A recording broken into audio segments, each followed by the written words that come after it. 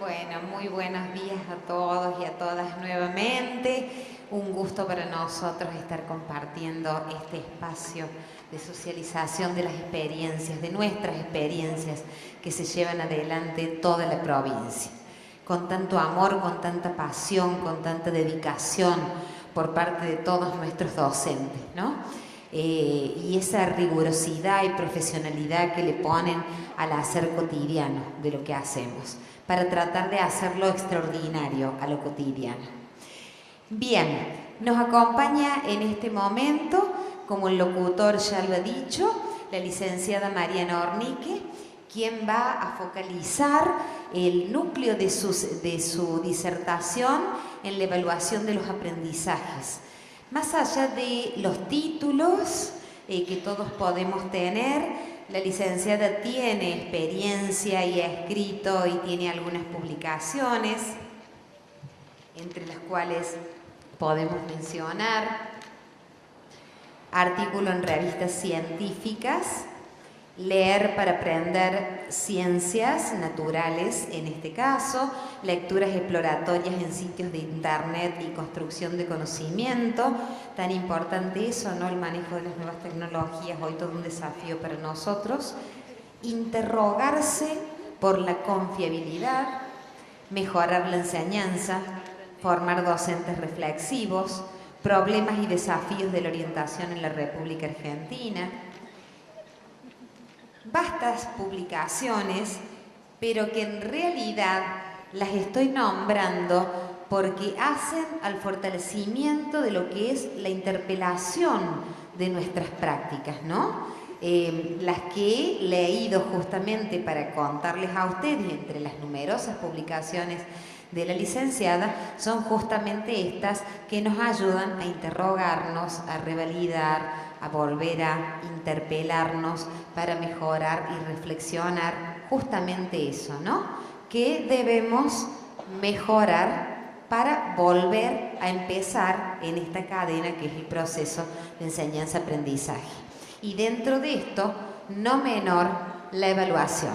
La evaluación de los resultados que nos proponemos alcanzar, pero que tantas veces no llegamos a tomar el proceso de la evaluación en su conjunto y aún a revisarlo como una necesidad para volver a iniciar un camino con interpelaciones, interrogaciones y cambios. Bueno, con ustedes entonces la licenciada Mariana, a quien recibimos con un aplauso para compartir toda su experiencia y saber. Bueno, buenos días a todos. ¿Se escucha? Sí. Bueno, como Carmen decía recién, yo me voy a referir en el tiempo que tenemos a la evaluación de los aprendizajes en el nivel de la escuela primaria. Pero me resultaba interesante, estuve recorriendo los paneles y estuve viendo algunos de los videos que algunas de las escuelas presentaron. Y me resulta interesante poder pensarla y hacer una articulación de la evaluación, pensando que este es un congreso sobre buenas prácticas. Y en ese sentido, yo sé que ustedes vienen trabajando arduamente sobre el tema de la documentación, y la documentación nos lleva a la necesidad de ser observadores atentos, de reflexionar sobre las propuestas que hacemos y, en definitiva, reflexionar y observar para mejorar nuestras propias prácticas. Estas prácticas, que en general, bueno, venimos viendo prácticas de enseñanza, claramente se articulan con buenas prácticas de evaluación, con prácticas de evaluación y de enseñanza que, por lo que estuve viendo, lo que nos muestran es una gran fuente de diversidad de experiencias, diversidad de realidades, diversidad de formatos de comunicación, como veíamos recién. Y desde el punto de vista de la evaluación, el marco de referencia sobre el cual nos vamos a basar, van a ver que mucho de lo que yo les voy a proponer es tener en cuenta la diversidad justamente en el proceso de aprendizaje de los alumnos. Con lo cual, el enfoque que yo les voy a proponer para pensar la evaluación tiene que ver con la diversidad de los alumnos, con la diversidad de sus procesos de aprendizaje y cómo esto nos puede ayudar a pensar en las propuestas de enseñanza que les hacemos a nuestros alumnos. Les voy a contar un poco cuál es el recorte que hice para este tiempo que tenemos. Vamos a ver hasta dónde alcanzamos, pero por lo menos esta es la propuesta. Vamos a empezar viendo algunas definiciones de dónde partimos, o digamos, qué posición respecto de la evaluación estoy haciendo para pensar justamente y compartirlo con ustedes. Vamos a distinguir los momentos de evaluación en términos de evaluación sumativa y formativa, y nos vamos a centrar fuertemente en el momento de la evaluación formativa, justamente para articularlo con los procesos de prácticas de enseñanza.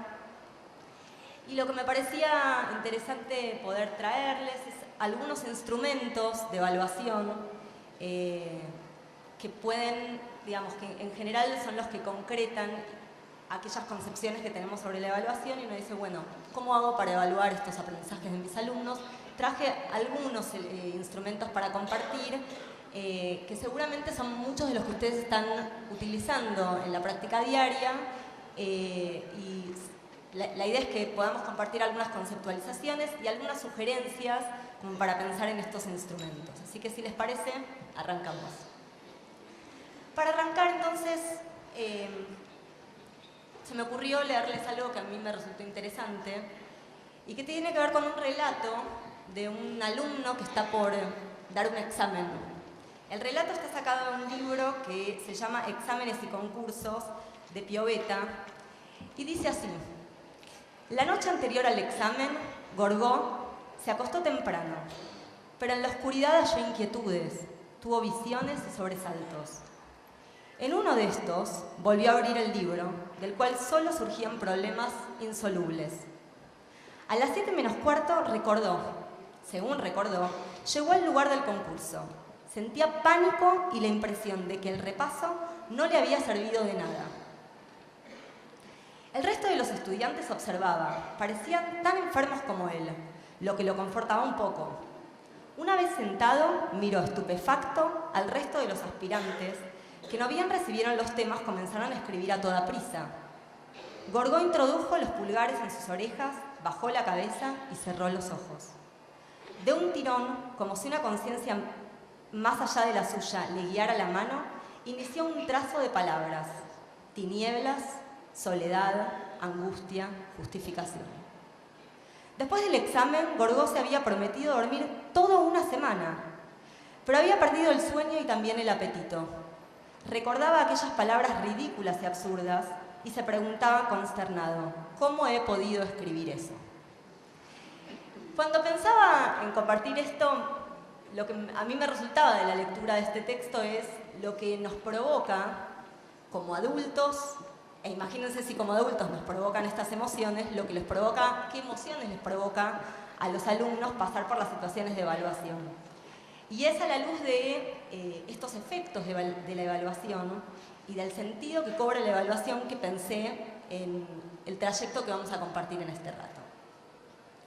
Para eso vamos a empezar introduciéndonos con una cita de Philip Jackson, de La vida en las aulas, quien dice: mucho antes de llegar a la edad escolar, cada niño experimenta el dolor del fracaso y el júbilo del éxito.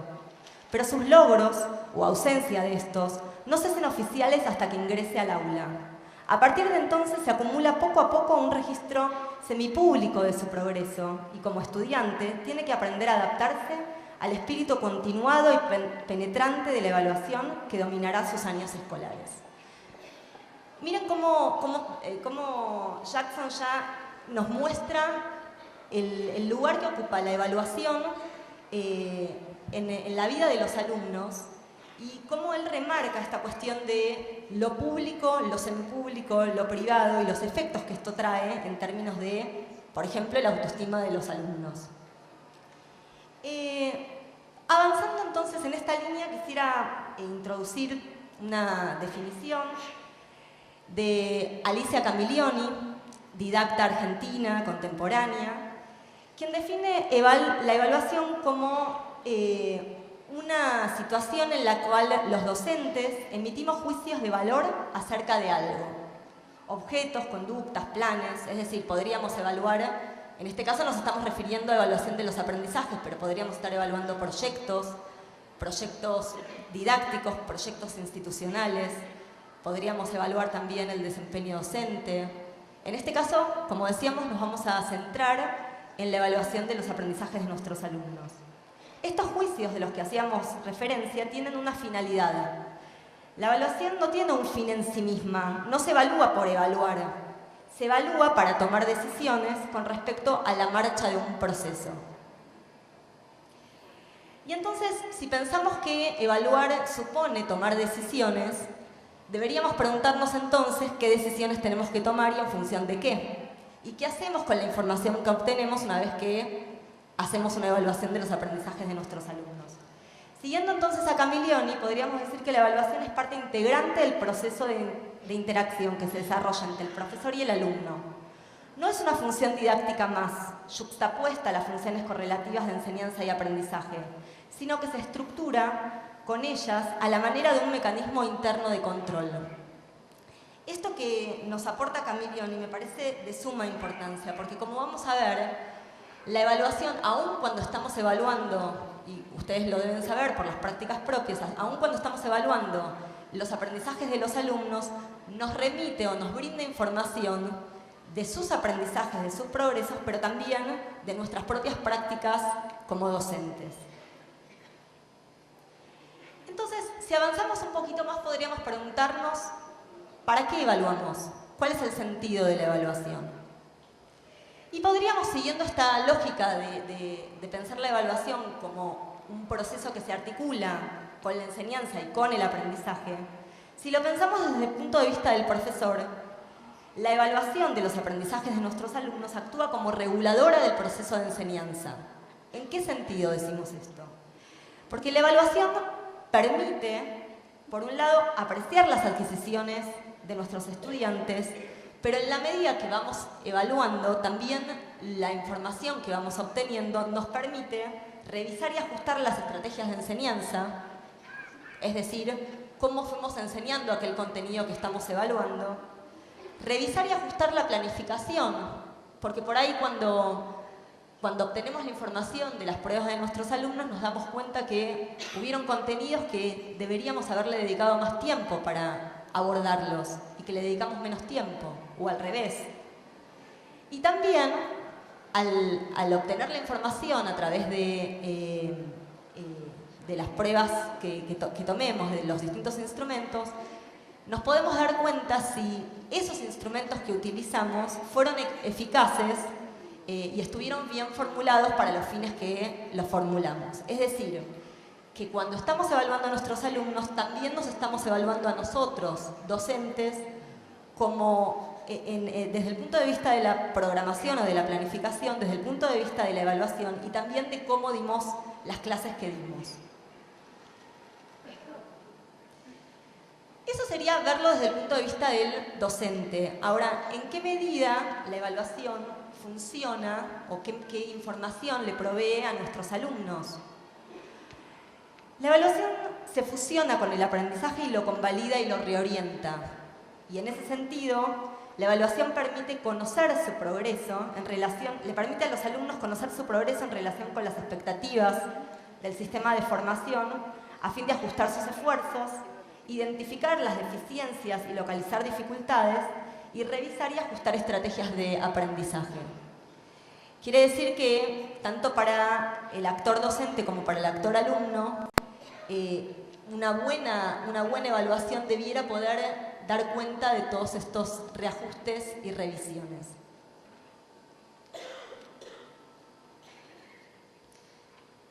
Bueno, esto lo incluí como síntesis de lo que veníamos diciendo.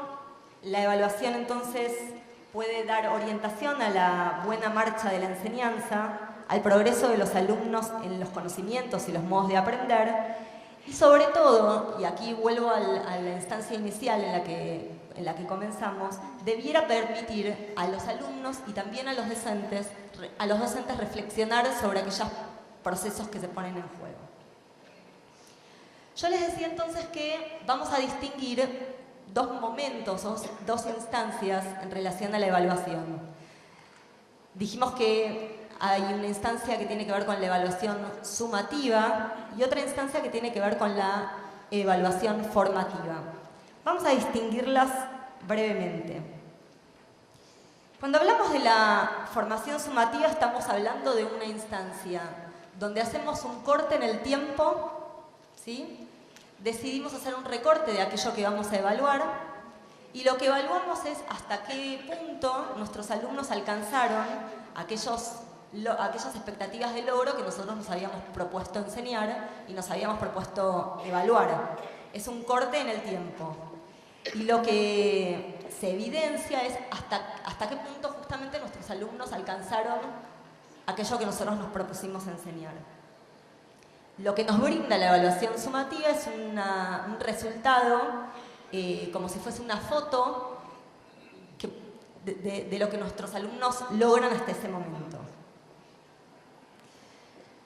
Desde el punto de vista de la evaluación formativa hay un autor que se llama Scriven, que ya en 1967 hace una distinción respecto de esta evaluación sumativa a la cual me estaba refiriendo y la distingue en términos de lo que la evaluación formativa intenta lograr. Scriven dice que la evaluación formativa procura contribuir a la mejora de los aprendizajes de los alumnos y a maximizar la probabilidad de que todos nuestros alumnos puedan aprender más y mejor. Su objetivo entonces es ofrecer orientaciones y sugerencias a cada uno de los estudiantes, y repito, a cada uno de los estudiantes, durante el proceso de aprendizaje, cuando todavía hay tiempo para mejorar algún aspecto de dicho proceso. Esto me parece que es interesante pensarlo en términos de la distinción entre la evaluación formativa y la sumativa, porque justamente lo que nos ocurre cuando tomamos una prueba, por ejemplo, al terminar un periodo de tiempo, es que, como yo les decía recién, es una foto de un periodo terminado. Cuando estamos hablando de la evaluación formativa, lo que nos permite justamente, y como todavía tenemos tiempo, es ir dando retroalimentaciones a nuestros alumnos para que puedan, con la información que les damos, avanzar en el proceso de aprendizaje. Para lograr este objetivo, entonces, es necesario recoger información de distinta naturaleza en diferentes momentos en que los alumnos están aprendiendo. ¿Cuándo podemos hablar de la existencia o de la presencia de la evaluación formativa? ¿O qué características podríamos distinguir cuando estamos haciendo evaluación formativa? Por ejemplo, cuando los docentes comunican con claridad las expectativas de logro a sus alumnos, cuando los docentes ofrecen retroalimentaciones variadas y frecuentes en el tiempo, es decir, variadas en el contenido y frecuentes en el tiempo en términos de poder darles varias retroalimentaciones a lo largo de todo el año y que puedan ir construyendo un hábito de recibir retroalimentaciones y trabajar con esas retroalimentaciones. Cuando los docentes promueven que los alumnos reflexionen sobre sus producciones, a diferencia de situaciones donde muchas veces lo que hacemos es darle una calificación, donde esa calificación no está acompañada de información que oriente a los alumnos sobre, bueno, qué es lo que hizo, qué es lo correcto del trabajo que hizo y qué es lo que tiene que seguir mejorando. Cuando, por ejemplo, le hacemos una devolución a un alumno donde lo que hay es solamente una marca, un signo de pregunta o un muy bien, muy probablemente nuestros alumnos se pregunten, como nos pasó a nosotros como alumnos, bueno, ¿a qué responde este muy bien? ¿Qué es lo muy bien de mi trabajo? ¿Está muy bien porque está prolijo? ¿Está muy bien porque entendí la consigna? ¿Está muy bien porque está completo? ¿Está muy bien porque es claro? ¿A qué responde ese muy bien? Cuando aquí estamos hablando de promover retroalimentaciones variadas con contenido variado, lo que estamos tratando de decir es justamente poder orientar ese muy bien, acompañar ese muy bien con contenido sobre aquello que yo estuve evaluando como docente. Hablamos entonces de evaluación formativa cuando los alumnos pueden identificar sus propias fortalezas y debilidades de manera de poder orientar su propio proceso de aprendizaje. Que puedan recibir una devolución de un docente y puedan decir, en este trabajo hice muy bien o pude redactar muy bien, pero todavía tengo que profundizar, por ejemplo, en la coherencia del texto. Y hablamos de evaluación formativa también cuando docentes y alumnos son conscientes del impacto emocional de las retroalimentaciones. Cuando, recién hablábamos de un muy bien, pero cuando un alumno recibe un regular, ¿qué implica ese regular desde el punto de vista, por ejemplo, del contenido, pero también desde el efecto emocional de ese regular? Y en todo caso, ¿cómo hacemos para acompañar a ese alumno que tiene un regular para que en próximas producciones pueda profundizar y avanzar en su adquisición de aprendizaje? Entonces hablábamos de los efectos y lo emocional. Miren, acá traje una imagen que seguramente ustedes deben conocer de Tonucci, donde la maestra les entrega la prueba y les dice, y ahora a trabajar, pero sin que se oiga un respiro. Y el alumno le contesta, pues yo no aguanto sin respirar. Digo, ¿cómo a veces enmarcamos como docentes? Cómo a veces incluso cambiamos el clima de las situaciones de aula cuando estamos enseñando y cuando estamos evaluando, y los efectos que esto trae justamente en los hábitos, e incluso cómo esos hábitos se van incorporando, los temores que nos va generando este tipo de comentarios. Entonces, si pensamos en las dos instancias de evaluación que estábamos hablando, la evaluación sumativa, que es sumamente importante, y la evaluación formativa, que también lo es, ambas dos debieran estar alineadas conceptualmente. Es decir, la evaluación, si venimos haciendo una evaluación a lo largo del año y le vamos dando retroalimentaciones y vamos acompañando a nuestros alumnos en su propio proceso, las evaluaciones sumativas que tomemos, por ejemplo, al terminar un periodo del año o al terminar el año, debieran guardar cierta coherencia con aquellas evaluaciones o aquellas propuestas que fuimos haciendo a lo largo del año para que justamente, yo les decía, tengan coherencia, pero además sirvan para nuevas producciones en los años subsiguientes. Traje un ejemplo entonces para compartir con ustedes. Yo decía recién, bueno, nos damos cuenta de que hay una evaluación formativa cuando podemos compartir objetivos, los objetivos de la evaluación con nuestros alumnos. Miren, les traje un ejemplo de un docente mencionándole o anunciándole a sus alumnos cuáles son esos objetivos. El docente del curso, al iniciar el mes, le dice a sus alumnos, vamos a trabajar durante este mes en la incorporación de una habilidad muy importante para aprender mejor, la comparación.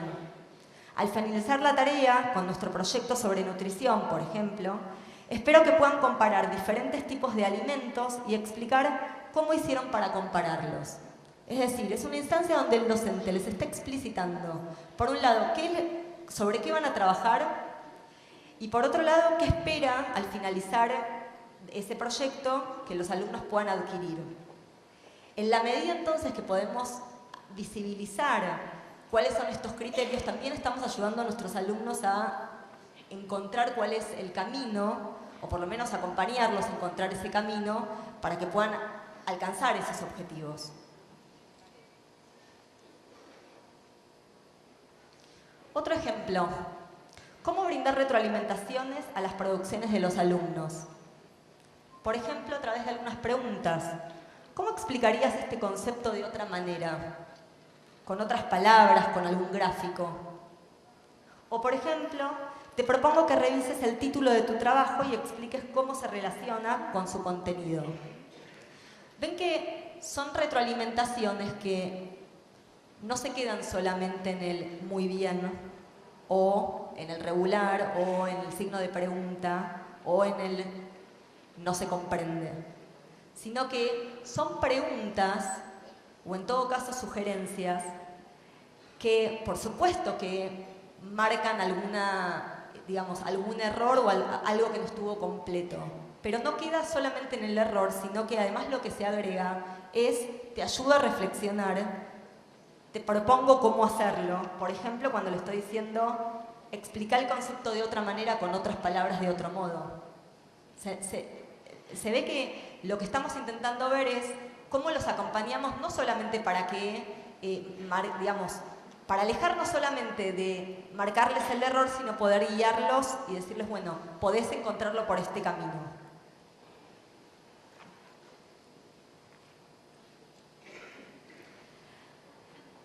Si avanzamos un poquito más, y entonces pensando desde esta lógica y desde este marco de referencia al cual nos estamos refiriendo, vamos a ver algunos ejemplos de algunos instrumentos de evaluación. Miren, yo acá hice mención a varios instrumentos, por supuesto por el tiempo que tenemos no vamos a llegar a trabajar todos, pero podríamos pensar en instrumentos de evaluación desde pruebas escritas y orales, desde utilizar, por ejemplo, resolución de problema o un método de casos para evaluar, donde justamente lo que nos permiten los problemas y los métodos de caso es poner el contenido en contexto, en situación, y que nuestros alumnos puedan acercarse más a la realidad en la cual esos contenidos se ponen en juego. Podemos utilizar también como instrumentos de evaluación la formulación de redes semánticas o conceptuales.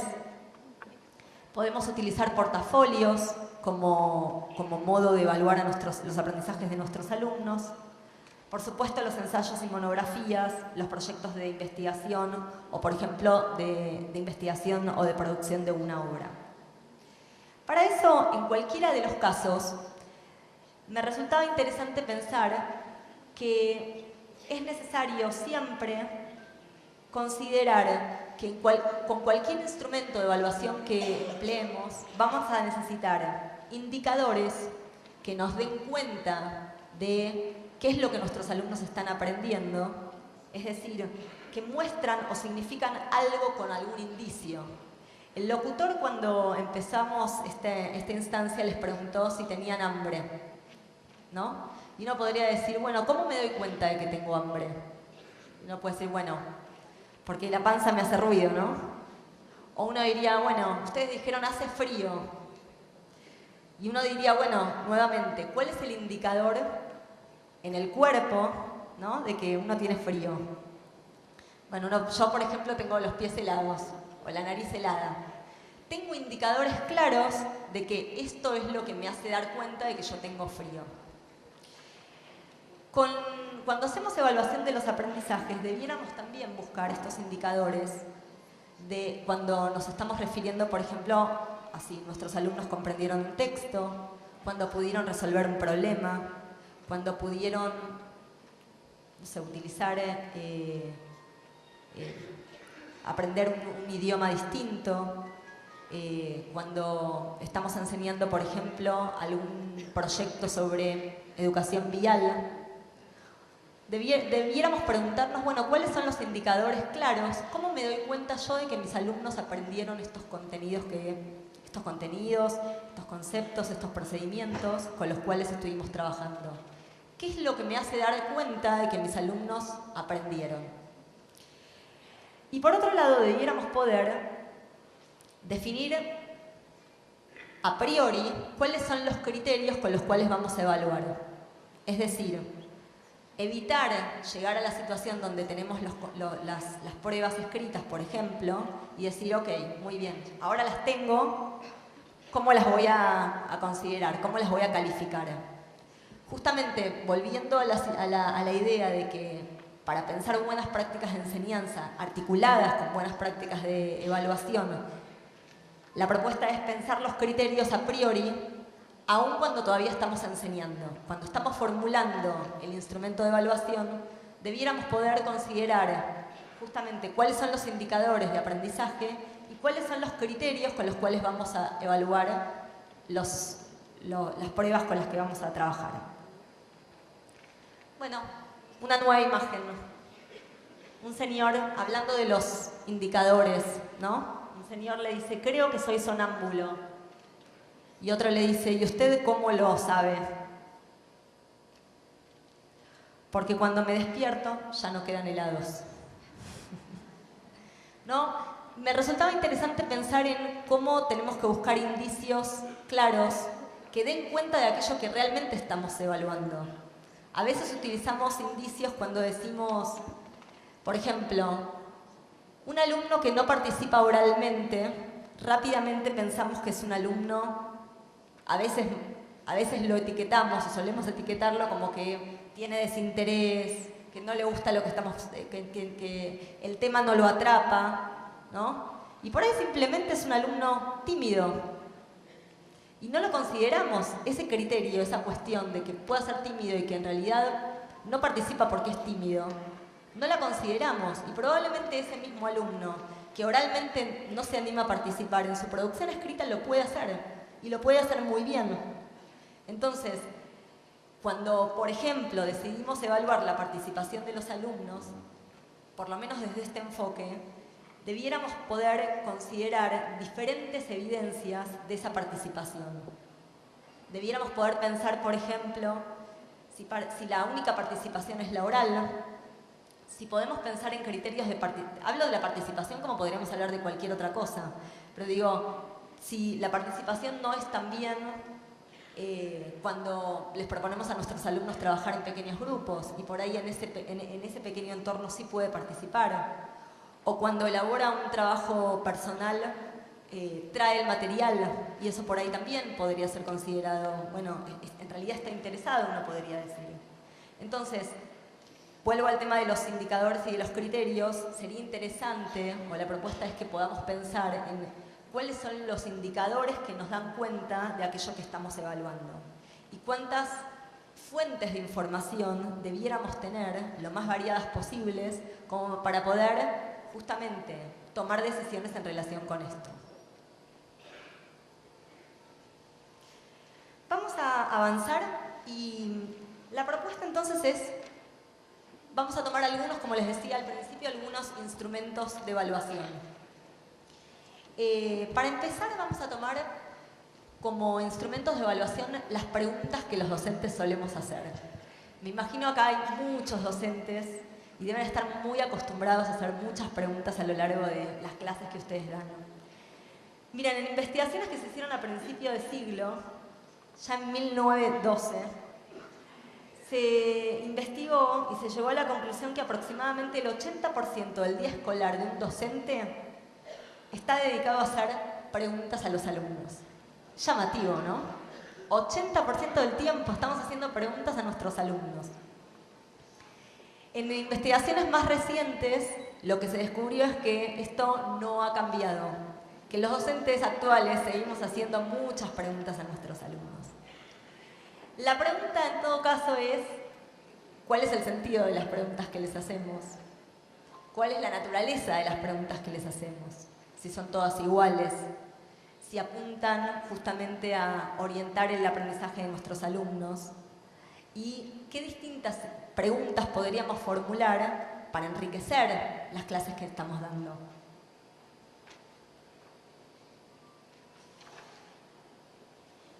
Me gustaba traer un ejemplo de Mafalda justamente para ilustrar el tema de las preguntas. La maestra le dice a Libertad, veamos los puntos cardinales. El sol sale por la mañana, pero no, la mañana no es un punto cardinal. Eso, al sol no le, perdón, eso al sol no le importa, él sale igual. Sí, bueno, pero ¿por dónde? Por la ventana del living. Eso visto desde tu casa. Y sí, a mi edad no tengo muchas posibilidades de amanecer en otro lado. Anda a tu asiento, por favor. Lástima, charlar con ustedes me fascina. Es hermosa, ¿no? Bueno, la verdad es que a mí me resultaba como muy interesante ver las preguntas que le hace la docente y lo que Libertad le contesta. Claramente la docente está formulando preguntas con un sentido y Libertad las está entendiendo desde otro lugar.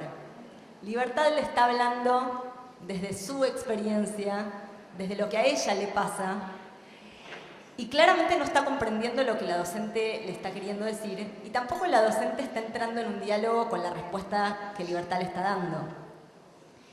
Y me parece que estas cuestiones nos pasan mucho a los docentes cuando estamos en el aula. Muchas veces formulamos preguntas con un sentido, nuestros alumnos nos las contestan con otro sentido, desde el lugar que ellos las comprenden, desde el lugar de sus conocimientos previos, y estamos esperando una respuesta única, que es lo que estamos esperando escuchar. Algunos autores dicen que solamente en el aula ocurre que uno formula una pregunta sobre cuya respuesta uno ya conoce la respuesta. En general, en la vida cotidiana hacemos preguntas que no sabemos la respuesta. Y cuando estamos en el aula, les preguntamos a nuestros alumnos aquello que ya sabemos. Y esto, por supuesto que tiene una función didáctica. El tema es que pocas veces reflexionamos sobre el uso de las preguntas que hacemos y para qué les estamos preguntando a nuestros alumnos lo que les estamos preguntando. Por eso, lo que yo quería proponerles es hacer una pequeña caracterización de esas preguntas que nos pueden servir en el marco de los instrumentos de evaluación para pensar tanto las preguntas orales como las preguntas escritas que les hacemos a nuestros alumnos. Yo les traje un posible criterio de caracterización de las preguntas. Hay muchos investigadores que se dedican a hacer investigación sobre las preguntas didácticas en el aula, pero bueno, por supuesto tenía que hacer un recorte como cuando hacemos un recorte en una clase. Podríamos pensar en preguntas convergentes y preguntas divergentes. Aquellas preguntas convergentes son las preguntas que tienen una respuesta única. Por ejemplo, ¿qué es un paralelogramo? Las preguntas divergentes son aquellas que nos permiten varias respuestas. Por ejemplo, ¿qué motivos te llevan a dar esa respuesta? O enuncia diferentes puntos de vista sobre determinada cuestión que estemos trabajando. Lo que me parece interesante es que cuando uno empieza a tomar conciencia del tipo de preguntas que hace, probablemente nos demos cuenta que muchas veces, o en su mayoría, utilizamos unas en detrimento de otras. Y lo que sería interesante, pensando en las buenas prácticas y en las buenas situaciones de enseñanza, es que debiéramos poder incluir preguntas de naturaleza variadas. Otra forma de pensar, hablábamos de las preguntas convergentes o las preguntas divergentes, podríamos hablar también de las preguntas pensando en el tipo de complejidad que conllevan. Es decir, ¿qué le estamos pidiendo a nuestros alumnos que hagan cognitivamente cuando les preguntamos lo que les preguntamos? Entonces, podríamos pensar, por ejemplo, en preguntas sencillas. Son aquellas preguntas que pueden ser respondidas con un sí o con un no, con esto o aquello, por ejemplo, Córdoba o Rosario. Pueden ser respondidas con una, dos o tres palabras, o pueden ser respondidas con una enumeración o listas de palabras. ¿Qué implica esto? Que nuestros alumnos por ahí, recordando de memoria algunas cuestiones o distinguiendo entre dos aspectos, pueden responderlas y las responderían bien. Quiere decir que desde el punto de vista cognitivo, lo que les estamos pidiendo es una distinción o a lo sumo una enumeración de categorías, de conceptos, de nombres. Podríamos también trabajar o pensar en preguntas de dificultad media. Entonces ya no les estamos pidiendo una respuesta de sí o no. Las preguntas de dificultad media, en general, son preguntas del tipo ¿por qué pensás tal cosa? O ¿cómo es que sucede tal cosa? O comentá, por ejemplo, alguna experiencia que hayas tenido en el laboratorio de ciencias. O describí cómo hiciste, por ejemplo, para elaborar las palabras claves que pusiste en el buscador, para hacer alguna búsqueda en internet. O clasificar las opiniones en, por ejemplo, distintos autores en las categorías con las que estuvimos utilizando. O, por ejemplo, ¿qué le dirías al autor del libro si pudieras encontrarte con él? ¿Sí? Entonces, este tipo de preguntas ya no son las de enumerar, la de distinguir esto o aquello, sino que, como ven, suponen procesos cognitivos de mucha mayor complejidad. Este tipo de preguntas son las preguntas de comparación, de diferenciación, son las que suponen explicación, son las que hacen que los alumnos se pongan en situación, Porque, por ejemplo, cuando les pedimos a un alumno que, por ejemplo, les formule un diálogo con el autor del libro que estuvo leyendo, lo estamos poniendo en situación, por un lado, por supuesto, del lector, pero también en la situación de ponerse en contacto con ese autor y formularle las preguntas que más le interesan del libro, o por qué lo llevó a escribir, qué fue lo que lo llevó a escribir ese libro. Entonces, si vemos, en realidad el tipo de complejidad de este tipo de preguntas es mucho mayor que el de las preguntas sencillas. Y por último tenemos las preguntas de un nivel cognitivo superior. Estas preguntas son aquellas que formulamos cuando les decimos a nuestros alumnos ¿cómo demostrarías tal situación? ¿O qué argumentos podés dar a favor o en contra de, por ejemplo, un problema que estamos estudiando? ¿Cómo interpretás los resultados del experimento en el marco de esta teoría? ¿Cómo relacionás los resultados del experimento A con los experimentos N? ¿Ven? Entonces acá ya lo que tenemos que hacer es, por un lado, hacer una interpretación de los resultados y hacer una comparación de los resultados de ese experimento con otros experimentos. Quiere decir que tiene que empezar a comparar por categorías. Lo que les estamos pidiendo a nuestros alumnos es de mucha mayor complejidad que las preguntas anteriores. O, por ejemplo, cuando los hacemos hipotetizar, ¿qué suponés que podría ocurrir si se cambian los valores de la variable z? Entonces, nuevamente, les estamos pidiendo que se pongan a, digamos, cuando los hacemos hipotetizar, claramente tienen que ponerse en una situación que no es con la que venimos trabajando, que tienen que imaginarla, que tienen que anticipar posibles resultados. ¿Ven cómo lo que les estamos preguntando, aun cuando todas son preguntas, es de naturaleza bien distinta? Entonces, yo quería compartir con ustedes una lista de control que me parecía interesante para nosotros docentes cuando tenemos que formular preguntas. ¿Cómo darnos cuenta si las preguntas que estamos formulando son buenas preguntas? Hablando de buenas prácticas. Y entonces podríamos preguntarnos, ¿es esta la pregunta que tenemos que formularle a nuestros alumnos? ¿O deberíamos modificarla, o deberíamos cambiarla? ¿Cómo podríamos hallar la respuesta a esta pregunta? ¿Se podrían formular otras preguntas sobre esta cuestión? ¿Qué demanda cognitiva, esto que veníamos diciendo, qué le estamos pidiendo a nuestros alumnos que hagan? Que enumeren, que memoricen, que hipoteticen. ¿Qué tipo de información incluyeron los alumnos en la respuesta? Es decir, los alumnos nos contestaron, muy bien. Ahora, ¿qué tipo de información nos dieron al responder esa pregunta? ¿Cuáles son los errores más frecuentes que aparecen cuando los alumnos responden a esta pregunta? ¿Y la información ignorada? ¿Y cuál será entonces el camino para que esa información ignorada, la próxima vez que elabore la pregunta, los alumnos la puedan dar cuenta de ella? La otra pregunta que es fundamental, ¿nuestros alumnos comprendieron la pregunta que le hicimos? Y en todo caso, ¿cómo organizaron la información para dar respuesta a estas preguntas? Como se dan cuenta entonces, las buenas preguntas impactan en dos aspectos sumamente importantes. Por un lado, en las prácticas de enseñanza de los docentes, porque en la medida en que podemos evaluar nuestras propias preguntas, podemos repensar las situaciones de enseñanza en las que utilizamos esas preguntas. Pero además, las buenas preguntas impactan en los procesos de aprendizaje de los alumnos. En la medida en que nosotros podemos variar la naturaleza y las características de nuestras preguntas, más vamos a poder enriquecer los procesos de aprendizaje de nuestros alumnos, porque los vamos a estar invitando a una diversidad de procesos cognitivos en cada una de las propuestas que les hagamos. Si les parece, entonces vamos a avanzar un poquitito más y vamos a pasar a un instrumento que solemos utilizar mucho los docentes en la escuela primaria, que son las pruebas escritas.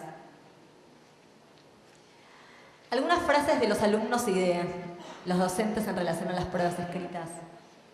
Un alumno que dice, contesté todo lo que sabía y no aprobé.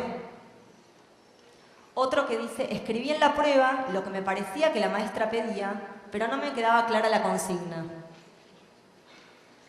Una docente que dice, muchos de los alumnos respondieron a la consigna, pero no entendieron lo que les pedí y escribieron igual. Miren cómo los comentarios, tanto de los docentes como de los alumnos, nos hablan, por ejemplo, de la importancia de ser claros al dar la consigna, cuando estamos hablando de, por ejemplo, pruebas escritas. Me pareció interesante traer una definición de la prueba escrita, que es algo que utilizamos todos. Es una definición de Rocha Gaona y de Adames, que dice, una prueba es un conjunto intencionalmente articulado de ítems a través de cuya aplicación se infiere el desempeño de quienes son evaluados, en relación con el objeto de evaluación. Una prueba, y esto me parece muy interesante, una prueba es más que la simple suma de los ítems que la conforman, aunque su poder evaluativo se deriva de la potencia para evaluar que tengan todos y cada uno de ellos.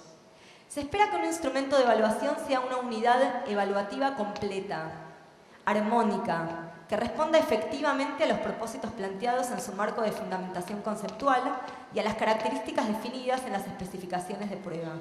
Siendo así, la elaboración de ítem se entiende como una fase crucial en la cual se materializan esos propósitos y características.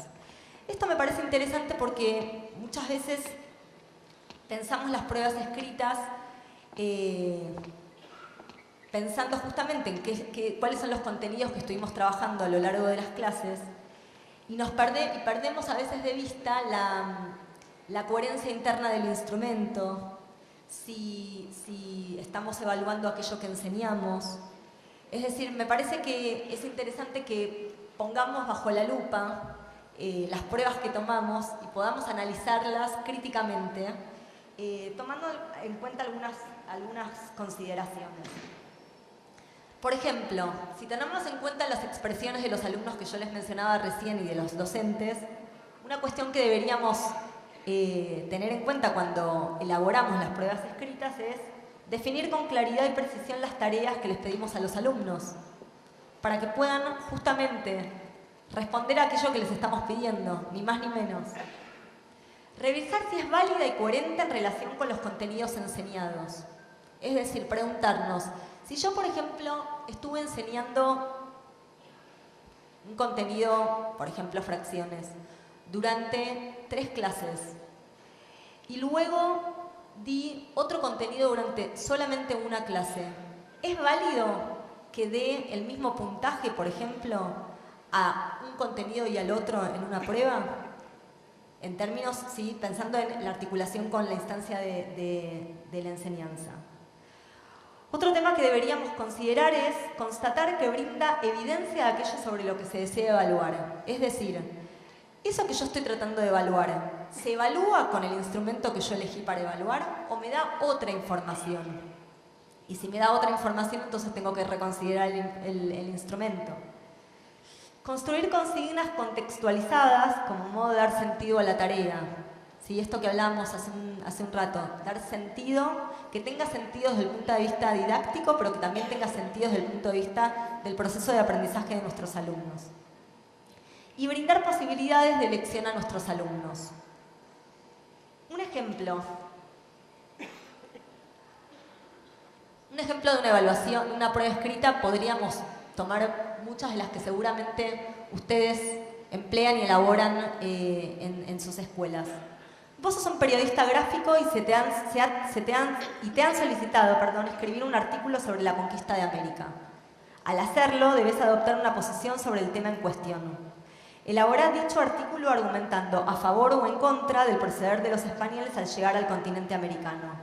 Para esto, recurrí a los materiales y documentos trabajados en clase. Entonces, miren cómo, por un lado, contextualizamos, por otro lado, le damos claridad respecto de qué es lo que estamos esperando de ellos. No es cualquier cosa, sino que es un artículo sobre la conquista de América. En este sentido, me parece interesante volver a recalcar el tema de la claridad en la consigna. Y como ven acá, el alumno puede puede elegir si va a argumentar a favor o si va a argumentar en contra. Esta cuestión de la elección en los instrumentos de evaluación la podemos incluir desde que los chicos están en primer grado. El poder elegir, por ejemplo, si dentro de, vamos a darles 4 consignas, pero hay 3 que son obligatorias. Y uno como docente elige cuáles de esas 4 son electivas y cuáles no. Quiere decir que el tema de la electividad también ayuda a que los alumnos puedan, por un lado, autorregular el aprendizaje, pero también, justamente, poder darse cuenta, bueno, si no elegí esta pregunta, uno podría hacer un trabajo a posteriori y decir, bueno, ¿por qué elegiste esta pregunta y no elegiste otra? Y en todo caso, ver si el mismo tipo de pregunta que el alumno elige o no elige se repite en una segunda prueba. Y entonces uno los va acompañando también en ver, bueno, qué es lo que eligió y qué es lo que no eligió. Vamos a avanzar entonces con otro instrumento. Yo sé que esto es abuelo de pájaro, pero tenemos poco tiempo y la verdad que me resultaba interesante de todas maneras proponerles visualizar algunos instrumentos más. Vamos a pasar a las redes conceptuales que se utilizan para reflejar visualmente la integración y la organización de los conceptos. Podríamos utilizar redes conceptuales en el momento de la instancia de enseñanza, donde los alumnos, por ejemplo, hasta un cierto momento que uno dio una clase, elaboren una red conceptual y al finalizar el proyecto que la reelaboren en función de los nuevos conceptos que estuvimos trabajando. Y entonces, con las redes conceptuales también lo que podemos ver es hasta qué grado pudieron integrar, cuál es el grado de integración conceptual que han logrado nuestros alumnos, si pudieron incluir en la red conceptual los conceptos más importantes que nosotros nos habíamos propuesto enseñar, cuáles son las organizaciones lógicas que hacen los alumnos en esa red conceptual. Creo que es un buen instrumento que es económico en tiempo, pero muy potente en términos de lo que evidencia cognitivamente del proceso de aprendizaje de los alumnos. Me gustaría compartir con ustedes un instrumento que a mí en particular me resulta muy interesante producir y que mis alumnos produzcan, que es el de los portafolios. Los portafolios son una colección de trabajos producidos por los estudiantes que revelan su progreso durante un cierto tiempo. Es un instrumento basado en la reflexión que permite evaluar el proceso de aprendizaje y el logro de las metas propuestas. Brinda evidencias de conocimiento de diferente naturaleza, da cuenta del camino formativo del alumno, permite a este último la autocrítica. Para los que no lo conocen, los portafolios son justamente portafolios, son colecciones de producciones que realizan los alumnos a lo largo de, podríamos decir, un año entero, o podríamos hacerlo durante 6 meses, o podríamos hacerlo en el recorte de tiempo que querramos. Lo podemos utilizar desde el nivel inicial hasta el nivel superior. Y lo que resulta muy interesante es que los alumnos van incluyendo producciones que dan evidencia del propio proceso de aprendizaje. Enumeren las distintas producciones o las distintas entradas que van a incluir en ese portafolios. Hay una introducción o una carta de presentación que les podemos pedir a los alumnos, donde lo que hacen es resumir el propósito o la descripción del proceso de producción. Podríamos pedirles a los alumnos, por ejemplo, en ciencias naturales, que elaboren un portafolio a lo largo de todo el año, y en ese resumen o carta de presentación lo que les pedimos es que den cuenta en forma breve del proceso que fueron elaborando a lo largo del año, específicamente sobre los contenidos que fuimos trabajando, por ejemplo, en el área de ciencias naturales, ciencias sociales. Lo podríamos hacer en cualquiera de las áreas que estemos trabajando. Luego aparecen las entradas, que básicamente son, y por ahí lo más interesante, que es las producciones que los alumnos deciden incluir en ese portafolios. En general, lo que hacemos en la escuela primaria es incluir la fecha de elaboración para poder también hacer una comparación de las producciones.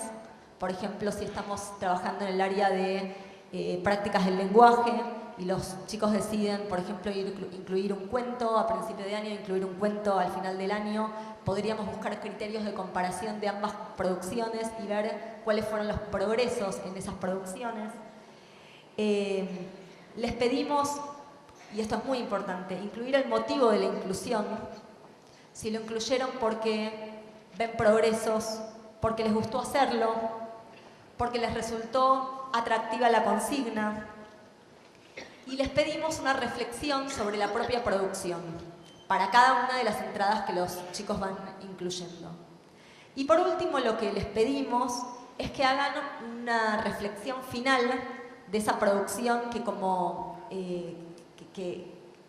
digamos que el portafolio es en sí mismo. El portafolio es una colección de producciones, pero además es un producto en sí mismo.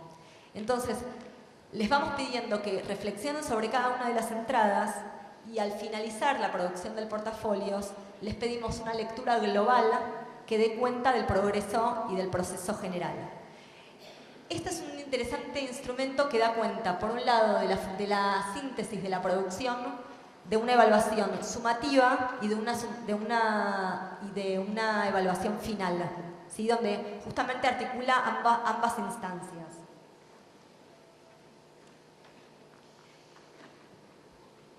Para finalizar, me gustaría incluir algo que a mí me resulta muy interesante de pensar para cualquier tipo de instrumentos y tanto en la instancia de enseñanza como en la instancia de evaluación, y que tiene que ver con la consideración del error.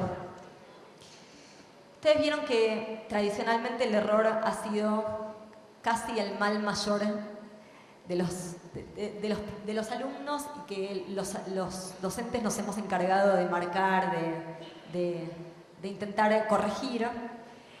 Y lo que desde este enfoque intentamos hacer, y que imagino que es mucho de lo que ustedes están trabajando, es considerar el error como una oportunidad para aprender. Y creo que la forma en que interpretamos y damos tratamiento al error da cuenta de las concepciones que como docentes tenemos de la enseñanza y del aprendizaje. Si el error es considerado como algo que como docentes no nos sirve, que es lo que tenemos que modificar en nuestros alumnos, seguramente nuestras propuestas de enseñanza irán en concordancia con esto. Sin embargo, a mí me parece, y siguiendo nuevamente a Camilioni, como desde el principio lo venimos haciendo, el error puede ser considerado una oportunidad para aprender, porque nos da mucha información sobre lo que nuestros alumnos están pensando. Nos da información sobre cuáles son las articulaciones que van haciendo. Y los errores, si los pensamos y los podemos categorizar, pueden tener diversas causas. Por ejemplo, una de las causas puede ser una estructura cognitiva incompleta, y entonces lo que tenemos que ayudar es a completar esa estructura conceptual con la cual nuestros alumnos vienen trabajando.